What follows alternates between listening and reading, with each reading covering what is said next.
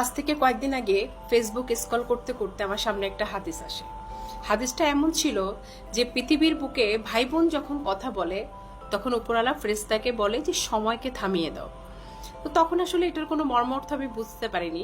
তার কিছুদিন পরে আমি যখন এই হাদিসের একটা ডিটেলস বর্ণনা আমার সামনে আসে, তো তখন হাদিসের মাধ্যমে আমি জানতে পারি যে মৃত্যুর পরে মানে আখিরাতের জীবনের পরে অনেকের সাথে অনেকের দেখা হওয়ার সম্ভাবনা আছে।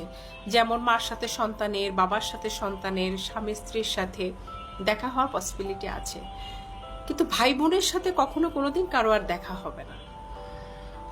ভাই বোনের সম্পর্ক পৃথিবীর পর্যন্তই, পৃথিবীর পরে মানে মৃত্যুর পরে আর কখনোই কেউ কাউকে কোনোদিন দেখতে পাবো না।